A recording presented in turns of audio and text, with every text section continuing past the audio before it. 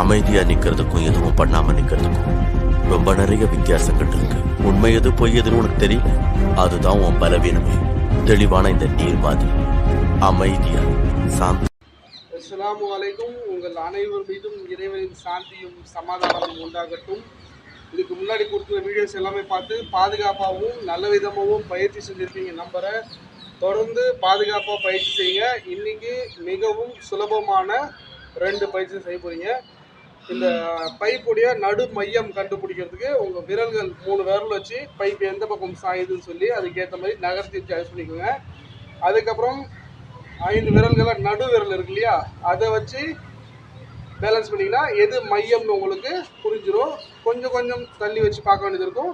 அது பழகிடும். செஞ்சு பார்த்துட்டிங்கன்னா அந்த மையத்தில் இருந்து உங்கள் கட்டவர் இந்த மாதிரி சொல்லுவாங்க இல்லையா, அளவு வச்சுக்கோங்க. அதே மாதிரி இந்த பக்கமும் இந்த மையம் இருக்கு இல்லையா, மையத்துலேருந்து இந்த மாதிரி கட்டவரில் அளவு வச்சு இந்த பக்கம், அதே மாதிரி இந்த பக்கம் கட்டவரல் அளவு வச்சு இந்த பக்கம் பண்ணிவிடுங்க. அதுக்கப்புறம் கட்டவரில் சேர்த்து இந்த மாதிரி இந்த இடைவெளி போதும், சரிங்களா? இந்த இடைவெளியை வச்சுட்டு மேல் வாட்டமாக பிடிச்சிட்டு அப்படியே பின்பக்கம் உங்கள் கழுத்து பக்கம் பின்னாடி நகர்த்தி நேராக கொண்டு வச்சுருங்க. மறுபடியும் உங்கள் பின்பக்கம் கழுத்து பக்கம் ரொம்ப தள்ளியில் கொண்டு போனால் லேசாக கொண்டு போனால் போதும், நேராக்குங்க. மறுபடியும் இந்த மாதிரி செய்யுங்க. ஒரு 20லேருந்து 25 முறை இந்த மாதிரி செய்யுங்க. நான் ஒரு 3-5 எடுத்து நான் செய்கிறேன். நீங்கள் 20லேருந்து 25 முறை தினசரி செய்யுங்க.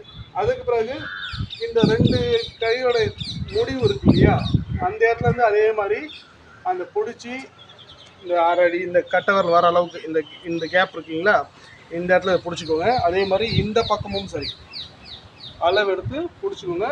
பிடிச்சிட்டு இந்த ரைட் ஹேண்ட் லெஃப்ட் ஹேண்டை இப்படி நேராக்குங்க.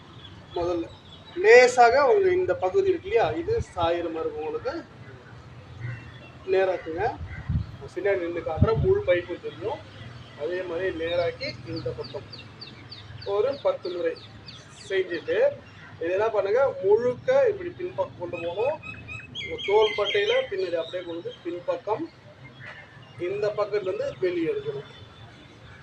இந்த மாதிரி ஒரு 20 முறை. இது முதல் முறை செய்யும்போது கொஞ்சம் கடினமாக இருக்கும், பழகிடுச்சுன்னா மிக சுலபமாக பண்ணலாம். அது மாதிரி இந்த பக்கம்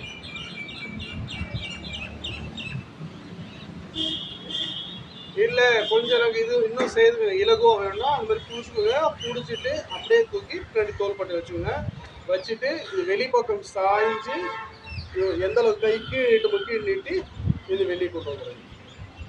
மறுபடியும் தூக்கி வச்சுட்டு இந்த கையை நீட்டி எவ்வளோ சாட்சி பண்ண முடியும் செஞ்சுட்டு வெளிப்பக்கம் கொண்டு வந்து அப்புறம் நீட்டிக்கணும்.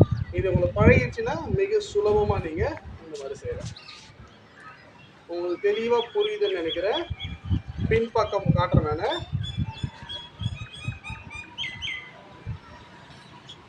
மிக இலகுவாக செய்யலாம். இது பழகிடுச்சுன்னா இது பண்ண முடியும். தோல் பட்டையில் வச்சுக்கோங்க. இப்போ லெஃப்ட் ஹேண்ட் இருக்கு, லெஃப்ட் ஹேண்ட் ஃபுல்லாக சாய்க்கும்போது ரைட் ஹேண்ட் வெளியே நல்லா தள்ளுங்க. இது வெளியே தட்டிங்க, நேராக்கிடுங்க. இந்த பக்கம் பண்ணும்போது தோல் பட்டையில் வச்சுக்க போடுங்க. ரைட் ஹேண்ட் சாய்க்குங்க, சாய்ச்சி வெளியே கட்டி போடுங்க. இது பழகிடுச்சுன்னா உங்களால் இது வந்து மிக இலகுவாக சுலபமாக என்ன பண்ண முடியும், 2 பக்கமும் உங்களால் யூஸ் செய்யும். தோள்பட்டை, மணிக்கட்டு, பின்னாடி பிளேட்ஸ் சொல்லுவாங்க இல்லையா, முதுகு பகுதி ஆகலாம், அது எல்லாமே நல்லா இயல்பு நிலைக்கு திரும்பும், பலமும் பெறும். எலும்புகள் அந்த மூட்டு சேர்ற இடம் இது எல்லாமே நல்லா பலம் பெறும். தொடர்ந்து பயிற்சி செய்யுங்க, பாதுகாப்பாக பயிற்சி செய்யுங்க.